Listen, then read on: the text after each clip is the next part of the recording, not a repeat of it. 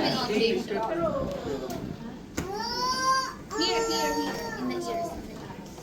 Then we have also couple. Another couple? Actually, si William si Rosie. Lagi yung sinasabi sa amin.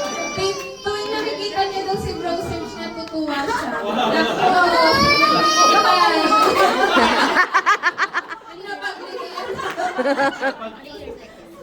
Nakadikit picture na sa aparat.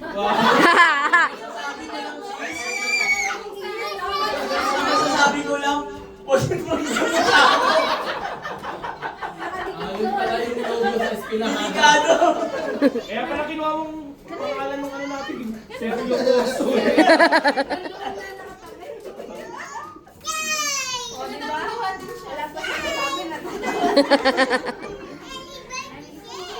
Yun na. Okay na pala eh.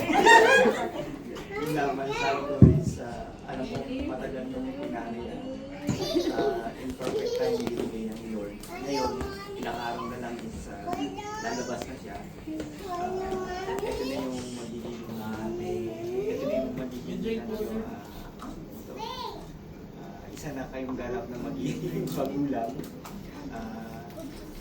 Alam naman namin na sa pagiging magulang is mahirap, lalo lang mag-alaga ng baby. Pero hindi siya naman siya tulad siya ng mag-alaga. Ano lang, alam naman namin na mapapanakin yung bata kasi dito kami nakikita alam namin yung serso ng Panginoon. And nandito naman kami hanggang sumuporta.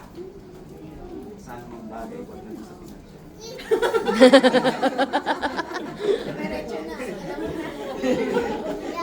Nandito kami para sumuporta. Hindi ka nag-iisa, marami kami. Alam ko bahay niyo. Kasi wala naman. Tatawid lang kami. Walking distance. Robertas na muna sabi ko. Expect nyo na yung mga sleepless nights, yung patience talaga. Then talaga para kay bro eh. Kasi ikaw yung support talaga kay sis kapag ka lumabas yung baby. Though, pag nagka-busy ka din sa trabaho, talagang pag-uwi na kailangan mo talaga yung sis. Kasi medyo matagal-tagal din yung ano dyan yung ahirap ba. At syempre, may mga ano ba yung mga boss party. So, paghandaan mo yung bro ha, huwag kang tutulog kay bro search. Pag humingi ng patatas, ay pag humingi si sis sa'yo ng Pringles, kung hindi ko ng patatas.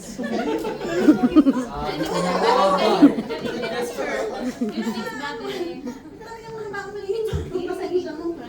Tapos, ayun nga, pagdating kasi ni baby,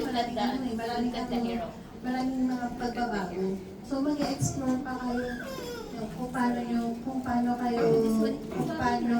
yung pag-aalaga na kailangan ng ibigay ng anak mo. Na syempre, wag inaalagaan niyo yung baby, alagaan niyo rin yung baby.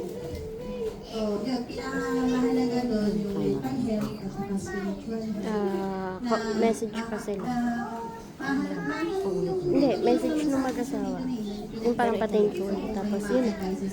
Yes na yun, then prayer. Then okay. Para sa baby, andyan naman sila si Angel. So,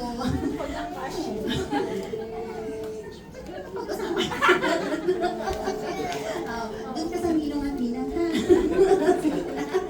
Yun lang. Thank you, sis. Talaga eh. Pag nakita mo makakumahan. Tuloy,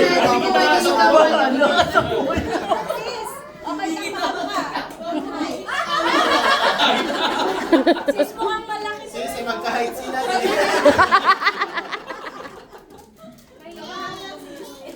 Cute size. And then, let's hear it from yung ating tatay dito sa community. Bro Jojo. Paano ba? Sa dami ng anak mo. Yung ating tatay na mukhang baby. Big boss. Baby.